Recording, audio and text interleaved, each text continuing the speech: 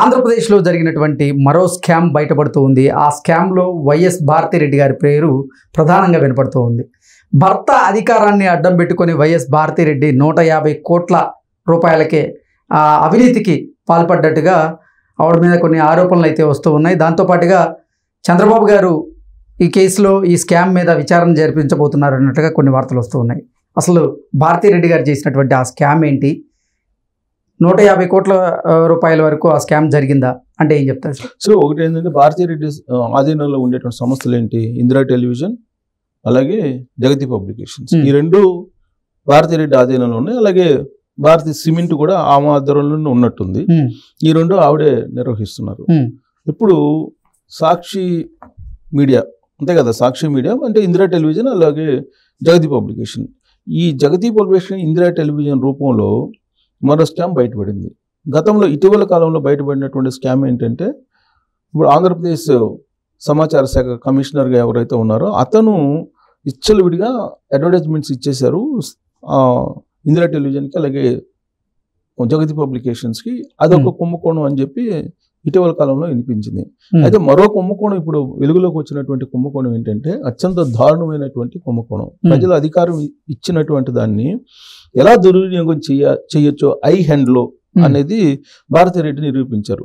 ఏంటంటే ఆమెకు ఉన్నటువంటి సాక్షి పేపర్ ఏదైతే ఉందో అది ఖచ్చితంగా చదవాలి అనేది గ్రామ వార్డు వాలంటీర్లకి, అలాగే సచివాలయ ఉద్యోగులకి ఒక అండర్లైన్ చేసి వాళ్ళకి విధిగా అవి చదవాల్సిందే సాక్షి పేపర్ అనేది ఒక నిబంధన పెట్టారు. అలవెన్స్ కింద వాళ్ళ దగ్గర వాళ్ళ జీతంలో 200 రూపాయలు కట్ చేసి ఇందిరా టెలివిజన్, సాక్షి, జగతి పబ్లికేషన్స్ కి జమ చేసుకున్నారు. ఇది నెలకి 9 కోట్ల రూపాయలు. నెలకి 9 కోట్లు అంటే చిన్న అమౌంట్. నెలకు 9 కోట్లు అంటే సుమారుగా నెలకు 9 కోట్ల రూపాయలు భారతిరెడ్డికి సంబంధించినటువంటి సంస్థలకి వెళ్ళింది ప్రజాధనం. అది కూడా ఏంది, సాక్షి పేపరు, అలాగే సాక్షి సంబంధించినటువంటి పత్రిక ఖచ్చితంగా చదవాలని ఒక మ్యాండేటరీ పెట్టారు గ్రామ వార్డు సచివాలయాల సిబ్బందికి, అలాగే వాలంటీర్లకి. వాళ్ళకి ఇచ్చేటువంటి అమౌంట్ లో వీళ్ళు రికవరీ చేసుకున్నారు. అంటే ఆ లెక్కన 12 లెక్కేసుకో, సంవత్సరంన్నర నుంచి ఈ తతంగం జరుగుతుంది. 1.5 year నుంచి. అంటే సుమారుగా 150 కోట్ల రూపాయల కుంభకోణం అది. అది నిన్న రివ్యూ చేసినప్పుడు చంద్రబాబు నాయుడు ముఖ్యమంత్రి హోదాలో రివ్యూ చేసినప్పుడు బయటపడింది. ఆ పేపర్ యొక్క సర్క్యులేషన్ అమాంతం పడిపోవడానికి కారణం అదే. దీనికి ఒక ఎగ్జాంపుల్ చెప్తాను నేను. ఆ మధ్యకాలంలో ఎన్నికల ముందు నేను వందే భారత్ ట్రైన్కి నేను ఎక్కాను. వందే భారత్ ట్రైన్ ఎక్కితే అక్కడికి నెల్లూరు వెళ్ళడానికి ఎక్కాను. సికింద్రాబాద్లో ఎక్కితే వాడు కాంప్లిమెంటరీ పేపర్ల కింద 2 ఇచ్చారు. ఏంటంటే దక్కన్ క్రానికల్, సాక్షి. సరే, నాతో వచ్చినటువంటి ప్రయాణికులు అక్కడ ఉండే అతన్ని అడిగారు, సర్వెంట్ని అడిగితే ఏమడిగారు, మిగతా పేపర్లు లేవా, తెలుగు పేపర్లు ఒక సాక్షి ఉందా, ఈనాడు, జ్యోతి లేవా అని చెప్పి అడిగితే, లేదండి ఓన్లీ సాక్షి పేపరు, క్రానికల్లే ఉంటాయి, అంతకుమించి ఏమి ఉండవు, ఇవి కాంప్లిమెంటరీ కాపీల కింద వేస్తున్నారు అని చెప్పారు. అంటే సెంట్రల్ గవర్నమెంట్లో కూడా జొరబడ్డారు ఇట్లు. వందే భారత్ ట్రైన్లో దాదాపు 2 సంవత్సరాల నుంచి ఆ కాంప్లిమెంటరీ అని చెప్తూ సాక్షి పేపరు, అలాగే క్రానికల్ 2 వైఎస్ఆర్ కాంగ్రెస్ పార్టీకి సంబంధించినటువంటి పత్రికలే, అవి కాంప్లిమెంటరీ కింద ఇస్తున్నారు. అంటే ప్రతిరోజు కొన్ని వేల మంది అయితే ట్రావెల్ అవుతారు కదా ట్రైన్స్ లో. అంటే విధిగా ఇంకో పేపర్ పడకుండా కేవలం సాక్షి పేపర్ పడేటట్టు చేసుకొని అది ప్రయాణికులు ఇష్టం లేకపోయినా చదివేలాగా చేశారు ఆ పేపర్ని. అది కాంప్లిమెంటరీ అని చెప్పాడు అతను.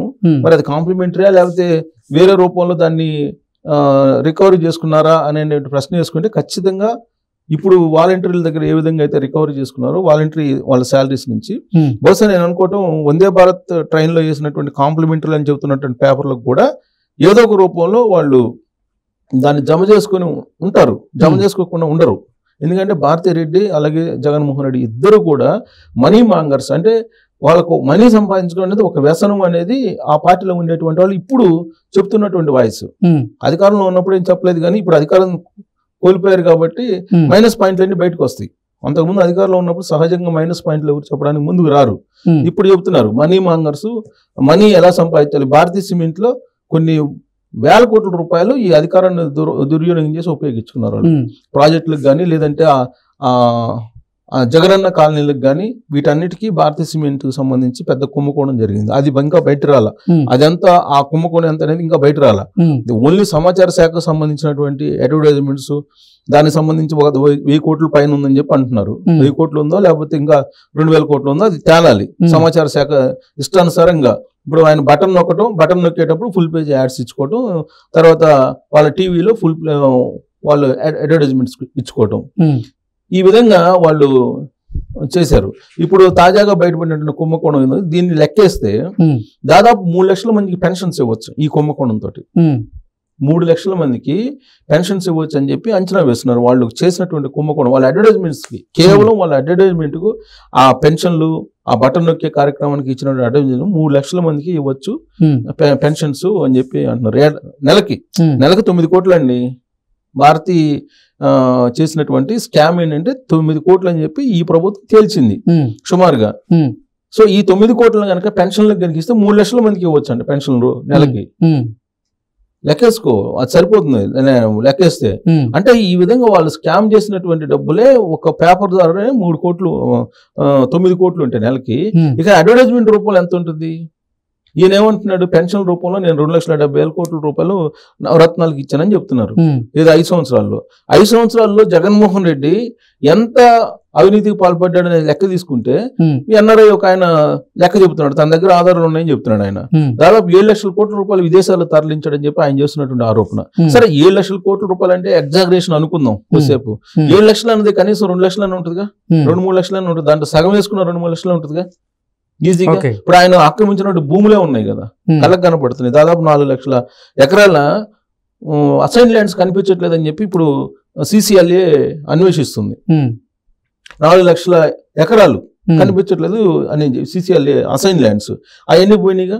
అది కాకుండా ఇప్పుడు ఆయన ఇటీవల కాలంలో బయటకు వచ్చినటువంటి పార్టీ కార్యాలయాలకి కేటాయించుకున్నటువంటి భూములు ఎంత వాల్యూ, ఒక విజయవాడలోనే 500 కోట్ల రూపాయలు ఉంటుంది ఆయన ఆక్యుపై చేసింది అనధికారికంగా అని చెప్పి అంటున్నారు.